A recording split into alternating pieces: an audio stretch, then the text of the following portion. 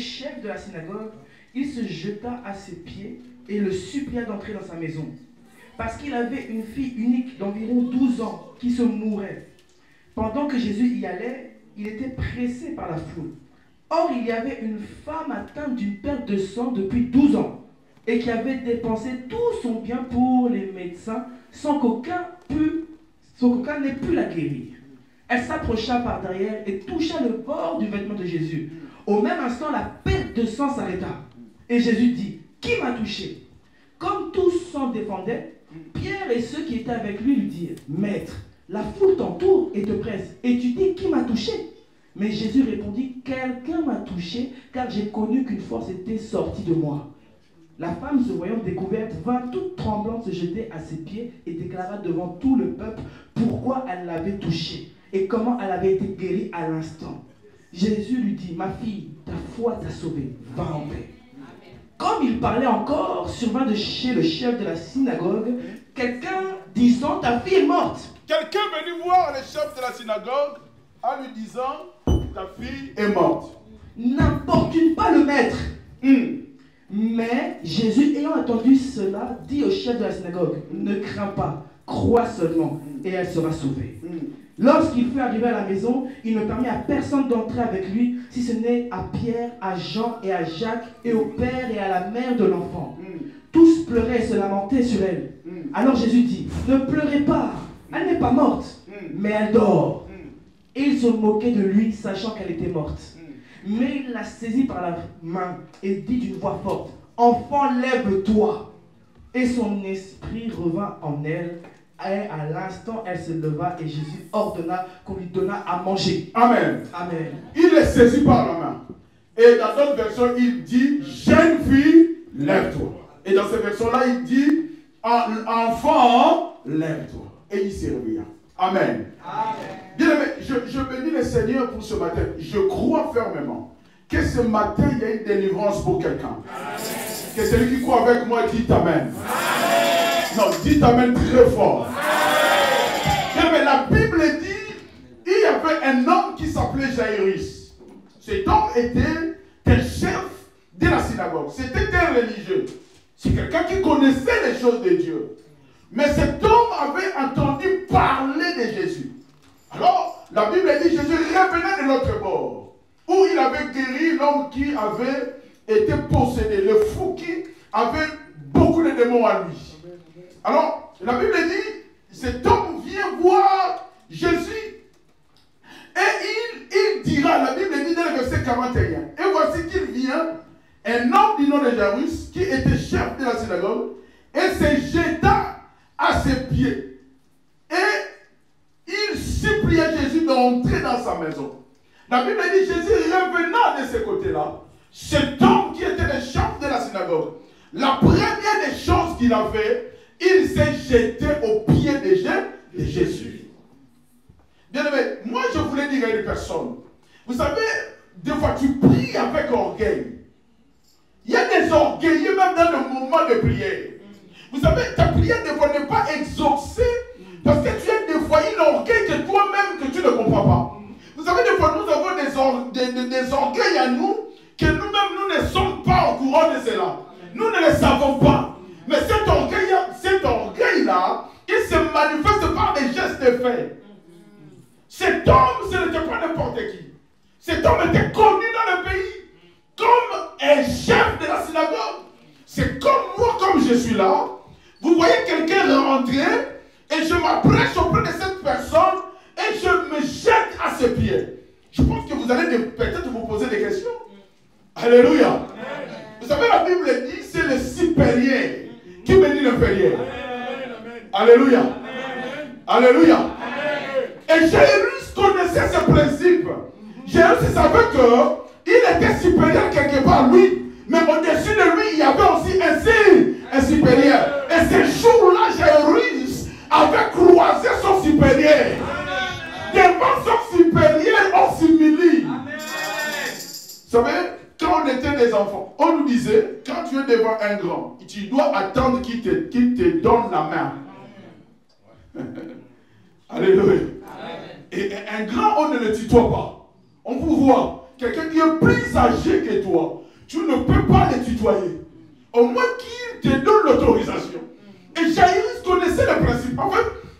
Dieu que nous prions, c'est un Dieu de principe.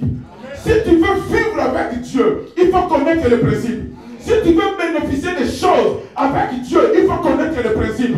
Si tu veux arracher la bénédiction, il faut connaître les principes. Parce qu'il ne dérange pas à ces principes. Il est celui qui reste à ses principes. C'est pour ça que Deutéronome 28 dit, si tu obéis, tu es béni. Si tu n'obéis pas, tu n'es pas béni. Alléluia. Jairus, il va s'humilier. Il va s'humilier. La Bible dit que l'humilité procède de là. Vous savez, l'orgueil, c'est quoi? L'orgueil, c'est une déviation de la vision. Un orgueilleux, c'est celui qui pense être celui qui n'est pas. Il y a d'autres personnes, des fois, tu le croises dans la rue, il te boude, mais toi, tu es plus grand que lui. En fait, l'orgueilleux, quand il rentre dans l'église, il pense qu'il est plus grand que tout le monde. Quand les gens dansent, lui, il croit qu'il est plus âgé que Dieu. Amen. Il y a des gens qui pensent qu'il est plus âgé que Dieu. Et quand on danse, lui, il ne danse pas. Quand on prie, lui, il ne prie pas. David était un roi. Ah, mais devant l'âge de Dieu, David a pris sa couronne, il l'a mis par terre. Il a pris ses habits royaux, il les a mis à côté. Il a commencé à danser pour le roi des rois. Et pourtant, David était roi. Il n'avait pas vu Dieu, mais Dieu était représenté par son âge. Et David devant l'âge, il dit non, je dois danser, je dois louer. Vous savez, la Bible dit que c'était par l'adoration et la louange que le mur de Jéricho fut brisé. Vous savez, quand tu viens à l'église, on te demande d'adorer, adore, bien-aimé. On te demande de louer, loue. Tu ne sais pas par où viendra ta délivrance. Tu ne sais pas par quel moyen viendra ta bénédiction. Même peut-être à travers de la louange, c'est là où Dieu va te bénir. Alléluia. Alléluia. Et la première femme de David, elle va se moquer de David. Elle regarde David danser. Elle va se dire, mais qui est ce roi-là qui danse comme ça devant les gens? D'ailleurs, pour Jésus, ne regarde pas ceux qui sont à côté. Pour Jésus, ne regarde pas ceux qui sont à côté. Pour Jésus, baisse ton manteau. Pour Jésus, oublie ce que tu es. Vous savez, quand moi je viens ici, j'oublie ce que je suis. Parce que je sais que ici, il n'y a qu'un seul grand. Je ne suis pas le grand ici. Le grand ici, c'est le propriétaire des lèvres. Et le propriétaire des lèvres, il s'appelle Jésus. Donc quand moi je viens, toi tu viens, nous venons tous pour adorer Jésus. Ceux qui connaissaient les secrets, ceux qui connaissent les secrets de l'adoration, ce sont ceux qui sont bénis. L'effet de sa génie, vous savez, Jean a vu l'ange et il a essayé de s'agenouiller devant l'ange. L'ange refusa. Il dira à Jean, non, ne le faites pas. Ne le faites pas. Tu ne peux pas le faire à moi. Tu peux le faire qu'à celui qui a les droits. C'est lui qui a les sceaux. C'est lui qui a l'autorité. C'est lui qui peut ouvrir cette livre, le livre avec les 7 sceaux. C'est lui dont on appelle Jésus. Et Jairus, ce jour-là, il a rencontré Jésus. La Bible dit il va courir, il se jette devant ses pieds. Je me rappelle de Paul qui dira un jour, Paul on voulait le tuer. Il dit ne me tuez pas. Je suis votre frère juif. J'ai appris les choses de Dieu avec exactitude. Et je les ai appris auprès de pieds de Gamaliel. Vous savez, la Bible dit le ciel est son trône et la terre son marchepied. Et j'aime Naomi. Écoutez, Naomi dit ceci à Ruth. Il dit à Ruth, ce que tu dois faire, la nuit, lave-toi, habille-toi, mets-toi du parfum. Va dans la tente où Boaz va dormir. Dors à côté. Mais quand tu verras Boaz dormir, toi presse-toi la nuit d'aller te coucher auprès de ses pieds. Et si tu te couches auprès de ses pieds, il remarquera que tu es là. Et s'il remarque que tu es là, il te poussera. Quelqu'un peut dire avec moi le pied. Quelqu'un peut dire encore le pied. Naomi n'a pas dit à Ruth la nuit, pour les séduire, il faut aller coucher à sa poitrine. Vous savez, ils vont pour séduire un homme. La nuit, je pense que c'est la poitrine plus davantage que le pied. Mais Naomi connaissait les secrets des pieds. Naomi savait que les humains avaient les droits de pied. Parce que la Bible dit ceci. Jésus-Christ, un jour, il prend ses 12 disciples. Il va leur dire, mettez-vous là. Il prend un seau. Et il demande à tous les disciples de passer un par un. Et il les lava les pieds.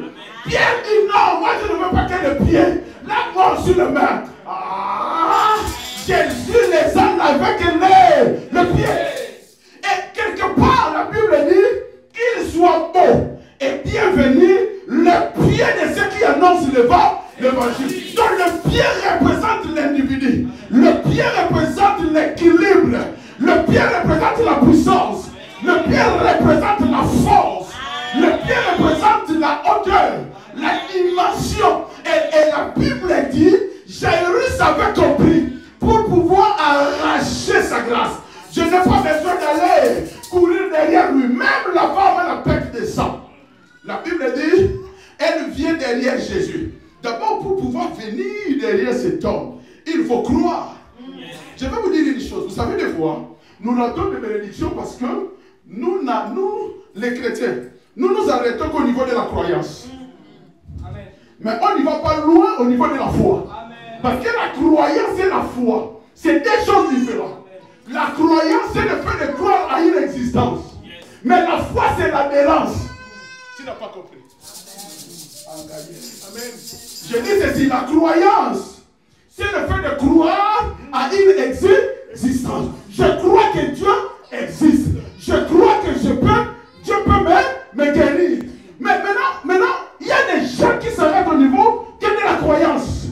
Mais maintenant, pour pouvoir arracher quelque chose de la part de Dieu, il faut aller plus loin. Donc ça veut dire sortir de la croyance, mais rentrer dans la foi. Parce que la foi, c'est l'adhérence. Quelqu'un qui a la foi, c'est celui qui a cru. C'est celui qui a accepté.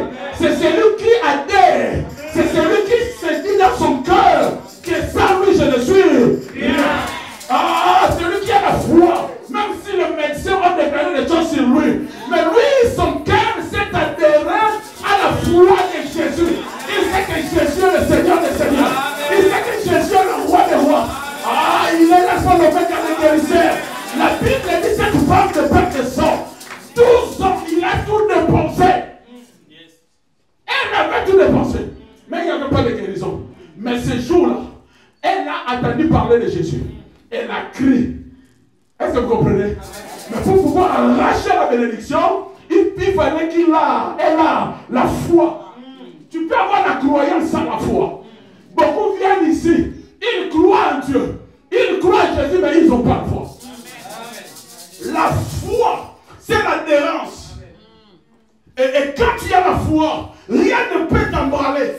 Rien ne peut te briser. Car la foi, c'est une démonstration des choses qu'on ne voit pas. Oh. La foi, c'est une démonstration. La croyance n'est pas une démonstration. La croyance, c'est le fait de croire à une existence. Mais maintenant, quand tu sors de la croyance, pour rentrer dans la foi, tu rentres dans le monde de la démonstration. On t'a pas dit que tu as une cancer. Mais par la foi que tu as en Jésus, le cancer est guéri. On a dit que tu n'allais pas avoir des enfants. Mais par la foi en Jésus, tu as des enfants. Je prie pour quelqu'un ce matin. Je déclare pour quelqu'un ce matin. Quel que soit le diagnostic de médecin, quelle que soit la réponse de l'emploi, la réponse de la sainteté, je dis à une personne ce matin, je te communique la foi qui sauve, la foi qui peut monter, la foi qui peut élever, la foi qui sort déjà dans la boue. La Bible dit, il y a celui qui prend dans la boue et il peut monter. Je te communique la foi au nom de Jésus. Jairus connaissait les secrets des pieds. Parce que la Bible dit, les ciels sont trop, la terre sont margée. On n'a pas besoin de chercher la face de Dieu. Un jour, Dieu dit à Moïse, tu ne peux pas me voir. Parce que si tu me vois, tu mourras. Tu n'as pas besoin de chercher sa face. Son visage, non. Tu n'as pas besoin de chercher son poitrine. Parce que quelqu'un dont le trône est dans le ciel, tu ne peux pas voir à partir des genoux jusqu'en haut. En fait c'est pour cela, bien aimé, tu n'as pas encore vécu la puissance. Vous savez, nous, ce qu'on voit, c'est seulement cette partie-là. Les doigts, on appelle ça les doigts, un peu français. Parce que les orteils, les orteils, nous, en on ne voit que des orteils qui tapent. Vous savez, ce qui est l'église, un jour à Angola, ça c'est les aventuriers. Cette église là-bas, vous savez, les églises qui rentrent en transe là tout le temps. Et puis, comme église, vous savez le nom de cette église? bah, comment on a dit dans la terre? Ils n'ont pas écrit là. Bah, dessinateur là, Kabamba qui t'a mis la porte. Ils ont dessiné. Qui t'a mis ça? Le talon. Le talon. Il y a parce que l'église. Maintenant, église. Du boum, nous devons Christ. Qui t'a mis la foumou. Le talon de Jésus. Il y a comme l'église. Qui t'a mis la foumou. Regarde, l'église. Tu n'as pas le changer comme. On va changer comme. On va changer le nom. Tu as besoin de Kikongo là. Je vais mettre du Kikongo là. Qui t'a mis la foumou. Tu m'as mis la foumou. C'est comme ça. Jésus avait compris qu'il n'avait pas besoin de chercher les cheveux de Dieu. Tu n'as pas besoin de ça. Est-ce que quelqu'un comprend? Est-ce que quelqu'un comprend? Jésus, quand tu dis un jour à Philippe, qu'est-ce que tu cherches, Philippe? Philippe dit, mais tu nous prêches Dieu en Dieu, mais on n'a jamais vu. Jésus dit, Philippe, tu cherches quoi? C'est lui qui m'a vu affiner le Père. Car moi et le Père, nous sommes un. Les hommes de Dieu représentent le pied de Dieu. Amen. Je suis le pied de Dieu. En fait, si tu me touches, peut-être que je suis l'orteil. Tu as touché l'orteil de Dieu. En fait, avec Dieu, c'est l'orteil guéri. C'est l'orteil fait séparer la mer rouge. Amen. Non, tu n'as pas compris. Tu n'as pas compris. Alors, Jésus avait compris qu'il faut que je m'abaisse. Il faut que je m'humilie. Bien aimé, je veux que nous changions notre façon de prier. Alléluia. Je veux que nous changeons. Amen. Il faut prier dans l'humilité. Il faut, bien aimé, quand tu as besoin de quelque chose, c'est quelqu'un qui est plus grand que toi. Tu n'as qu'à te rabaisser. Amen. Mais les chrétiens, bien aimés, on ne vient pas à l'église avec cette attitude. On vient à l'église avec une attitude, dans la sapeur, dans l'attitude bien. Je suis bien habillé. Je suis le grand sapeur des palais. Comme je vois un de mes fils ici, il dit tous les jours sur Internet.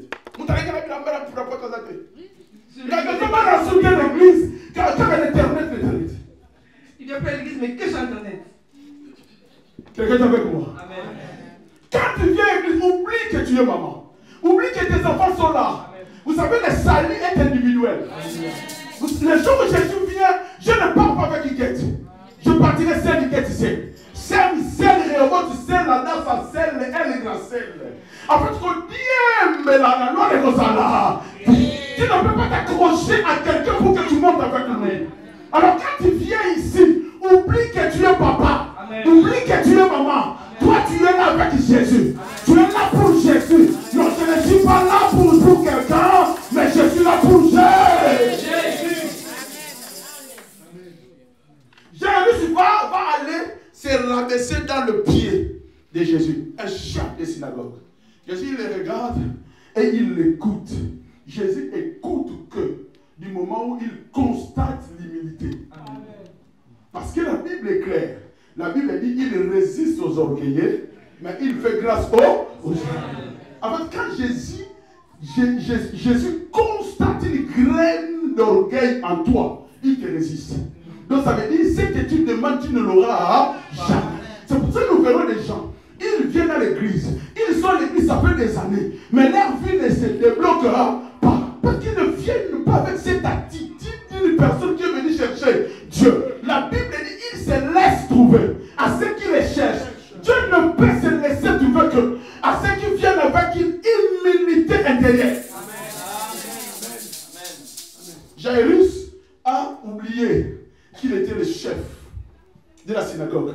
Pourquoi? Parce qu'il avait un problème et il avait besoin de la solution. Amen. Quand tu as un problème, tu as besoin de la solution. Bien aimé, oublie tout. Amen. Quand on dit on a gêné, viens gêner. Quand on dit mercredi, jeudi, vendredi, viens prier. Amen. Quand on cherche Dieu, on se dépouille et pour chercher Dieu. Amen. Jésus va écouter Jairus. Mais en allant chez Jairus, il croit cette femme de père de sang de 12 ans. Quelqu'un est avec moi? Quelqu'un est en train de me suivre? Cette femme va être guérie.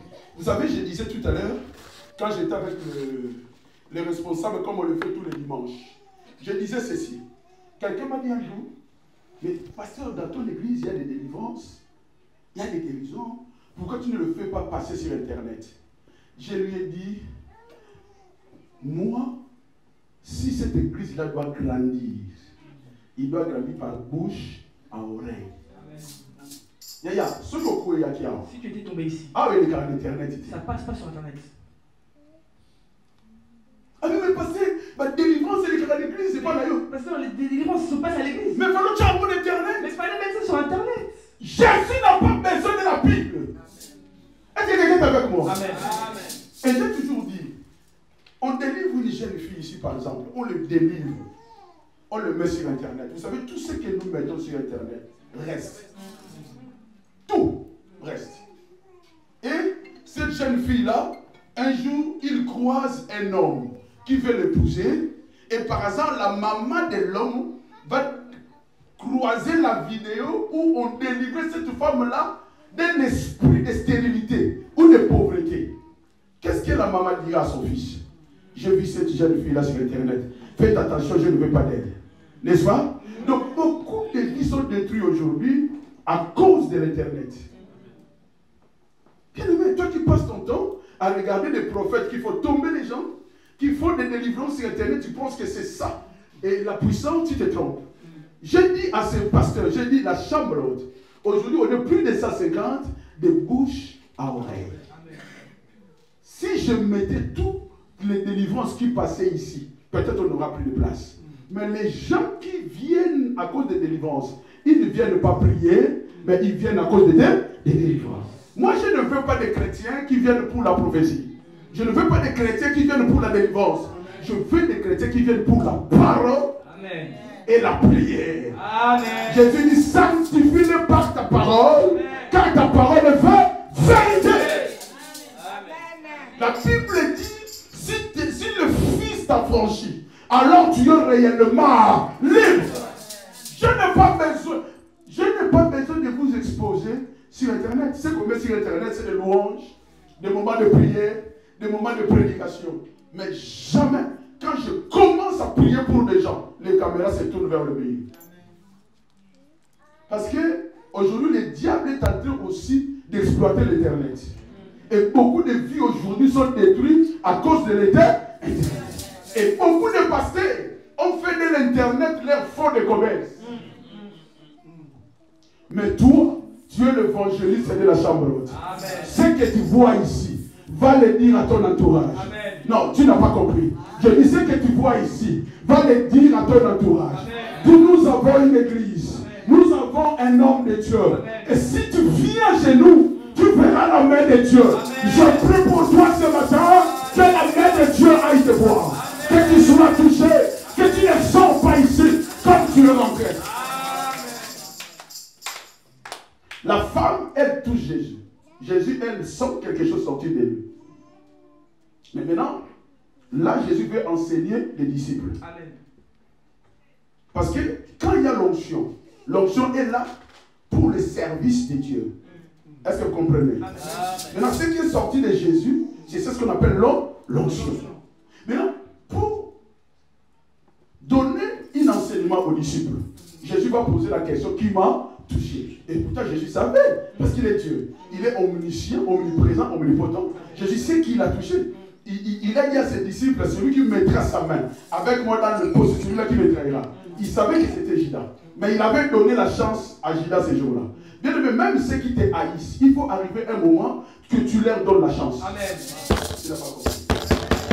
Quelqu'un peut te trahir aujourd'hui, mais demain il peut être utile pour toi. Amen. Amen. Amen. On a dit tu ne m'as pas suivi. Quelqu'un peut te faire du mal aujourd'hui, mais demain la même personne qui t'a fait du mal peut aussi t'aider. Amen. Vous savez, il y a un adage africain qui dit, seul le roc ne change pas. Mais l'homme change toujours. C'est pour ça d'ailleurs la Bible dit, priez pour pardonnez vos ennemis et priez pour ceux qui vous persécutent. Jésus savait que c'était Judas, il le savait. Mais Jésus, jusqu'au bout, il a essayé de sauver Judas. Parce que si je sais que c'est moi qui va te trahir, tu dis à la foule, celui qui mettra sa main avec moi, c'est celui-là, je ne le mettrai pas ma main. Est-ce que vous comprenez? Mais Judas a mis la main, ça démontre la dimension de la possession que Judas était. Si quelqu'un t'a fait du mal hier, tu l'as pardonné, il a repris encore à faire du mal. Ça veut dire que cette personne a besoin de la délivrance. Amen. Et Judas a trahi Jésus. Mais la Bible dit, avant même que Jésus soit crucifié, Judas s'est pendu. Je prie Dieu pour toi. Tous ceux qui te trahissent, s'ils pensent que tu vas mourir, que cela soit annulé au nom puissant et précieux de Jésus. Non, je ne veux pas te dire que Judas meurt. Je ne veux pas te dire ça. Parce que l'église de Dieu n'est pas appelée à tuer. Nous ne sommes pas des assassins. L'église n'est pas appelée à tuer les ennemis. L'église est appelée à pardonner et à prier. C'est pour cela d'ailleurs, Dieu a permis que Judas meure avant que Jésus soit crucifié. Avant la mort de Jésus. Pourquoi? Même la faute grave que Judas avait faite, Dieu avait besoin toujours de sauver Judas. C'est pour ça que la Bible dit que Dieu fait sortir le soleil le matin pour les hommes bons comme les hommes mauvais. Écoutez, des fois d'autres personnes que vous croyez, vous considérez comme des méchants, Dieu ne le voit pas comme ça. En fait, le souci de Dieu, c'est le souci d'un père. Un père peut faire des enfants, parmi les enfants, il peut avoir des fous. Est-ce que vous comprenez? Mais même si son enfant est fou, c'est toujours son enfant. Nous, on a vu les gens se bagarrer parce que leur grand frère était un fou. Et les gens se moquaient de leur grand frère. Et les gens se sont bagarrés. Même si le grand frère est fou, il reste leur frère.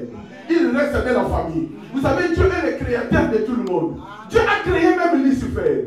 Il pouvait en finir avec Lucifer depuis longtemps. Mais il lui laisse le temps. Même si Lucifer ne sera pas sauvé. Parce que les Écritures l'attestent.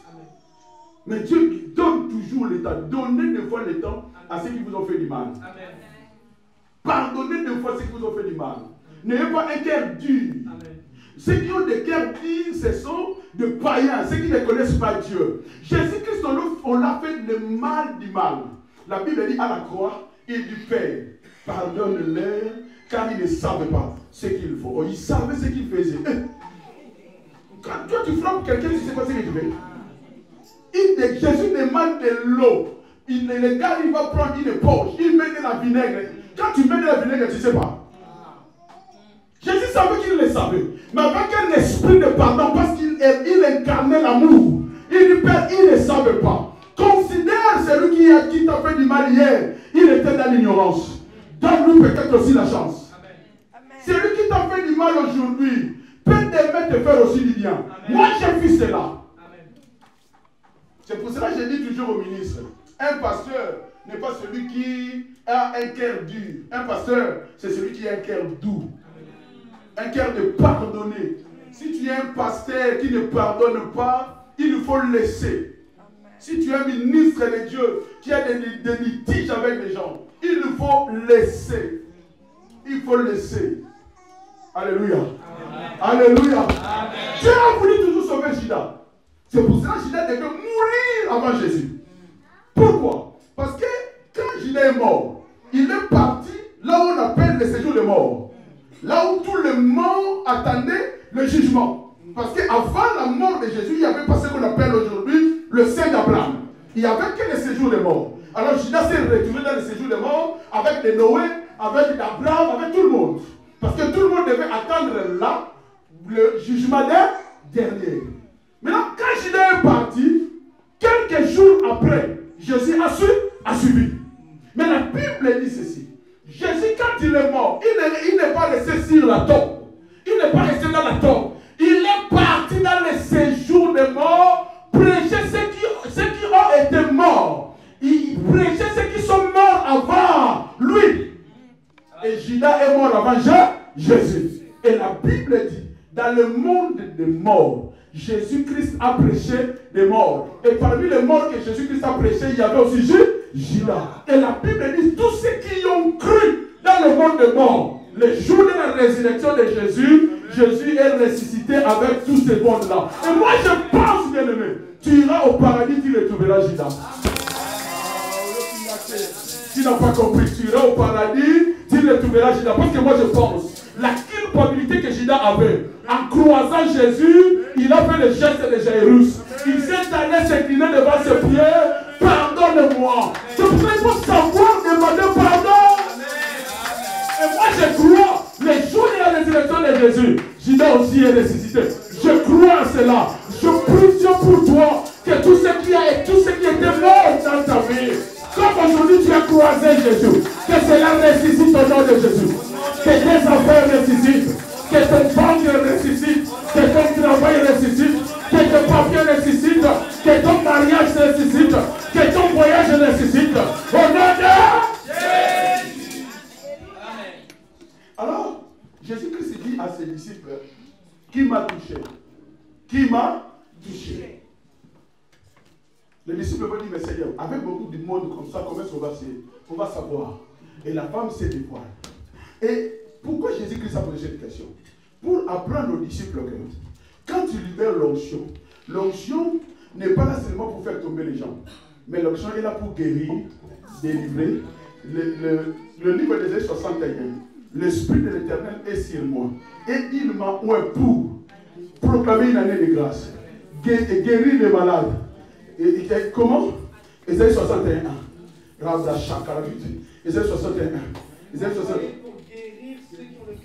Guérir ceux qui ont le cœur brisé. Pour proclamer aux captifs la liberté. Proclamer aux captifs la liberté. Et aux prisonniers la délivrance. Et aux prisonniers la délivrance. Voilà l'objectif de l'onction. Quand tu vas quelque part, l'onction de cette église, il fait que tomber, comme je vois maintenant, aussi touchez-vous, les gens se touchent, le pasteur il tape pas, les gens le pasteur il enlève le manteau, pas, les gens ça c'est de l'onction inutile. Quelqu'un peut dire avec moi l'onction inutile. L'onction utile guérit. Amen. J'ai donné un témoignage tout à l'heure derrière.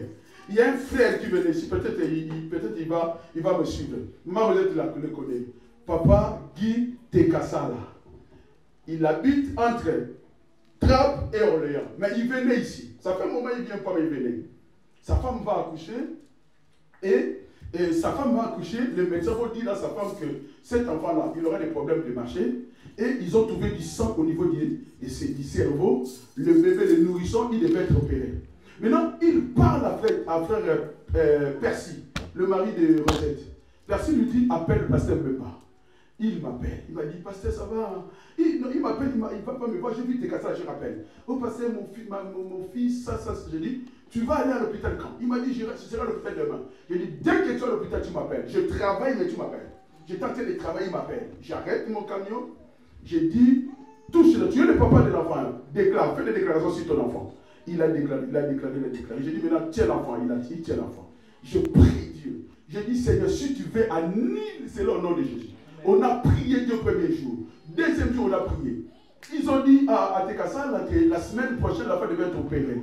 Il devait être opéré. Lundi, on a prié vendredi ou samedi. Lundi, ils attendent le médecin pour prendre l'enfant, l'amener à l'hôpital Necker. Les médecins vont venir, vont lui dire, oh, on a poussé l'opération. Tekassa, j'appelle Tekassa, il me dit, parce qu'ils ont poussé l'opération. J'ai dit, ce n'est pas grave. On a prié encore la semaine, on a poussé l'opération. Alors, ils vont venir, la semaine qui va suivre, ils prennent l'enfant, ils l'amènent à l'hôpital. J'appelle Tekassa, il m'a dit, parce qu'ils sont à l'hôpital, on va prier. On a prié pour l'enfant. Bien aimé, les médecins sont venus le matin, ils ont pris l'enfant, ils ont regardé les machins, tout ça. Donc, l'enfant est rentré aujourd'hui, il sera opéré, je pense, demain. Ils ont vu qu'il y avait tout ça dans la tête, machin. Maintenant, le lendemain, pour opérer l'enfant, ils devaient vérifier la chose qu'ils avaient vue. Le lendemain, quand ils vont vérifier, la chose qui était sur le cerveau a disparu. Écoutez, on a un Dieu qui agit, un Dieu qui opère. C'est pourquoi il faut sortir de la croyance pour rentrer dans la foi. Tu crois que Dieu existe, oui, mais tu n'as pas la foi. Tu n'as pas compris. J'ai dit, tu crois que Dieu existe, mais la foi, tu ne l'as pas. Moi, j'attendais Tekassa m'appeler pour me dire, pasteur, on a payé l'enfant. Je vois, il ne m'appelle pas. Il m'appelle pas. Oh, Tekassa. Je commence à avoir peur. J'ai dit, Seigneur. J'appelle Tekassa là. Quand je l'appelle, au lieu de me dire directement, il commence à me dire, oh pasteur, j'allais d'ailleurs t'appeler. Dans mon cas, je me suis dit, oh, il sonne. Vous savez, quand tu as déclaré des choses comme ça, après l'enfant mère. J'ai dit, quelle honte. Et au pasteur, bon, l'enfant, on est bien arrivé, comme tu savais, tout ça. Les médecins sont venus. Je vois, il commence à faire. Moi, je dis, mon là, il dit, aïe, aïe. Donc, pasteur, j'ai envie de pleurer. J'ai dit, moi aussi. On peut pleurer. Il me dit, pasteur, l'enfant ne sera plus obéi. J'ai dit pourquoi? Il m'a dit, pasteur, la chose qu'ils avaient vu, le sang sur le cerveau, a disparu. S'il y avait un courrier qui avait été envoyé, que cela disparaît dans leur ordinateur, qu'il ne le voit plus, je dis qu'il ne le voit plus, tout ce qui t'avait envoyé, qu'il disparaît, au nom de Jésus de Nazareth. Si le médecin avait déclaré des choses sur toi, que cela disparaît, au nom puissant et précieux de Jésus de Nazareth. L'onction vient pour guérir, l'onction vient pour sauver, l'onction vient pour délivrer. L'onction n'est pas l'objet des spectacles. Il y a des spectacles à la télé. Les gens vont filmer. Attendez, quelqu'un qui vient à l'église, qui rentre à 30, vous le filmez bien. Après, ils mettent à l'internet, ils mettent une chanson. Moi, je n'ai que Jésus. Oh. Si tu m'enlèves, je n'ai plus. Là, les personnes de l'internet comme ça. Tout le monde te voit, tu n'as pas la honte. Moi, je n'irai plus dans cette église. Parce que ça, c'est. Il y a les droits d'image qui existent ici. Tu sais, tu peux porter plainte. Vous savez, je passais 8 ans avec des blancs, dans une église blanche. J'ai appris beaucoup de choses. Là où j'ai fait mes formations, j'ai appris beaucoup de choses. Vous savez, j'avais un pasteur à Rony, c'était un meilleur ami. J'allais chez lui. Et un jour, je vois comme ça, il fait venir un enfant de 12 ans. Oh, appelez-moi l'enfant tel, il vient. Oh, il va témoigner. Nous, comme on était devant, je posais la question. J'ai dit, mais pasteur Manzara, lui, il va témoigner quoi? Oh non, il était sorcier, on l'a délivré, Dieu a dit, il faut qu'il témoigne. J'ai dit, non, pasteur. Ce n'est pas mon église. Est-ce que vous comprenez? Dans son église. J'ai dit, non. J'ai dit, non. Vous savez pourquoi? Parce que, vous savez, ce pays ici que vous voyez là, on peut venir fermer l'église et je peux aller en prison. Si cet enfant-là, qu'on passe devant, qui témoigne comme sorcier, il va à l'école, il y a l'assistance sociale, on m'a attrapé sorcier, on m'a fait passer devant tout le monde. L'église est fermée. Parce qu'en France, déjà, la sorcellerie n'est pas un délit. Quand tu es dans le pays, il faut connaître les lois de paix du pays.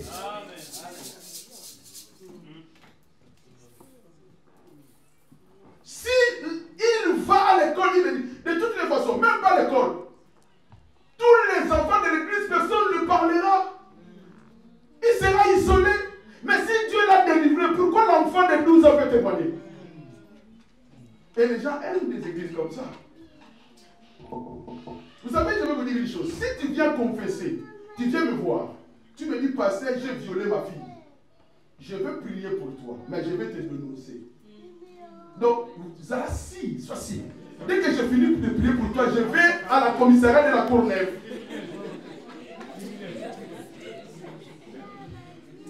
C'est pour cela, quand on était en Afrique, on disait que les prêtres, c'était des agents de renseignement. Ce n'était pas des agents de renseignement. C'est comme ça que ça se passe les choses de Dieu. Amen.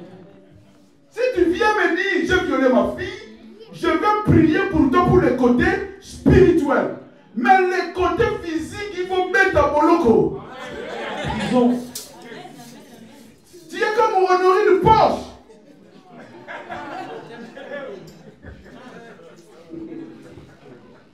Tu as maintenant Ribe Poche ou André Poche. Est-ce que vous comprenez? C'est comme ça que ça se passe les choses de Dieu. Maintenant, nous avons des centaines d'églises que les pasteurs ne connaissent pas ces choses. Pour connaître ces choses, il faut étudier. Il faut apprendre les choses de Dieu. Est-ce que quelqu'un est là? Alors, la Bible dit, pendant que Jésus, 5 minutes, je vais arrêter. Pendant que Jésus était avec la foule, un homme va venir voir Jairus pour lui dire, ce n'est plus la peine, abandonne, laisse tomber, ta fille est déjà morte. Mais beaucoup de personnes t'ont dit abandonne. Abandonne, tu as déjà 40 ans, tu as déjà 50 ans, le mariage, tu vas le trouver où? À 50 ans, tous les hommes sont déjà mariés. J'ai vu quelqu'un qui dit à une fille, il dit, tu as 50 ans, mais les autres de 50 ans sont déjà mariés. Au moins, il faut que tu ailles dans les 65, 70 ans qui sont veuves. Non, toi, tu n'auras pas un veuve, mais tu auras ton homme à toi. Même à 50 ans, il y a des hommes encore. Même à 60 ans, il y a des hommes encore. La Bible dit que Sarah a eu son enfant à 80 ans. Les hommes sont venus voir Jairus pour le décourager, pour lui dire abandonne. L'enfant est déjà mort. Arrête de perturber Jésus. Arrête de déranger Jésus, l'enfant est déjà mort. Mais je veux dire à une personne, même si on a déclaré que Dieu te bénisse, même si on a déclaré que l'enfant est déjà mort, ton enfant, Jésus a le pouvoir de le ressusciter. Ton enfant, c'est ton mariage. Ton enfant, c'est ton voyage. Ton enfant, c'est tes papiers. Même s'ils avaient déclaré qu'on ne n'a plus de papier enfant, mais ton papier est de papier à toi. Jésus va le ressusciter. Ta santé à toi. Jésus va le ressusciter. Jésus dit à Jairus, ne crains pas. Ne crains pas Jairus. Il va chez Jairus. Il regarde la fille dormir. Jésus regarde la fille. Il dit à la fille, Talita, Talita, Talita, Talita, Talita, Talita, Talita, Talita, Koumi, qui veut dire jeune fille. Je déclare Talita Koumi dans ta vie. Je déclare Talita Koumi dans ta santé. Je dis Talita Koumi dans ta santé. Je dis Talita Koumi dans ta santé. Je dis Talita Koumi dans ta santé. Je dis Talita Koumi dans ton mariage. Je dis Talita Koumi sur tes papiers. Dans ta maison, Talita Koumi. Lève-toi.